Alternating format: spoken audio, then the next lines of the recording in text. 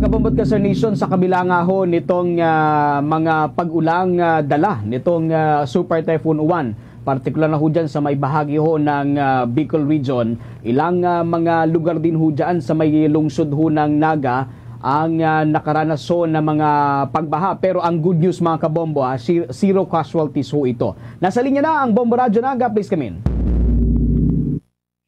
Ipinagpasalamat ni Mayor Leni Robredo na walang naiulat na nasawi sa lungsod ng Naga matapos ang pananalasa ng bagyong Uwan. Sa panayam ng Bombo Radyo Naga kay Naga City Mayor Leni Robredo, sinabi nito na naging epektibong 4 na buwang paglilinis ng mga drainage at iba pang daluyan ng tubig dahil bagamat may mga bahagi ng lungsod na binaha, mabilis naman itong humupa. Napag-alaman ng mga opisyal na may mga ilang lugar pa rin may problema dahil sa patuloy na pagbaha na nangangahulugang may mga lugar na kailangan pang tutukan.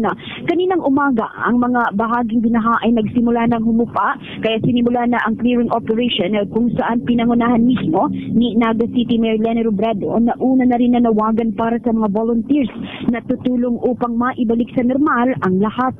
Ang bagyong Uwan ay may kasamang malakas na hangin kaya naapektuhan ang mga evacuation center. 3 evacuation center ang pinasok ng tubig dahil sa malakas na ulan at hangin. Gayunpaman, naging maayos ang proseso ng paglikas at layunin ng lungsod na sa lalong madaling panahon ay malinis na ang lugar maliban sa mga bahagi na may tubig baha pa rin. Samantala, umabot sa 6,000 family na binubuo ng 20,000 katao ang mga nasa evacuation center. Ang iba sa kanila ang nakabalik na sa kanilang tahanan. Maliban sa mga lugar, may mga kailangan pang ayusin.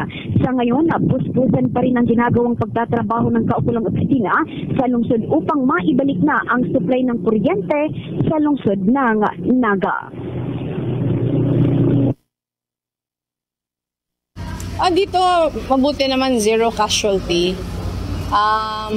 Merong mga good and bad. Yung good, mukhang naramdaman na namin yung resulta ng 4 na buwan na linis kami ng canals, drainages, saka iba pang mga waterways. Kasi kahit bumaha, madaling mag-subside yung baha. Ngayon, ni-note namin yung mga problematic areas, meaning to say, pag meron pa siyang baha ngayon, gusto sabihin may problema yung lugar. So meron several dito sa Naga na ganon. Pero in general, ngayong early morning wala nang tubig sa most parts of Naga. Yan ang tinig ni Mayor Leni Robredo ng lungsod ng Naga.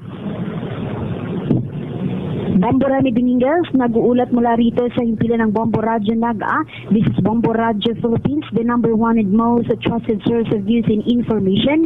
Basta Radyo, Bombo. For the most trusted source of news and information, visit our website at www.bomboradio.com. Follow us on Bombo Radio mobile app, Facebook, YouTube, TikTok, and X, formerly Twitter. Like, share, and stay connected. Anytime, anywhere.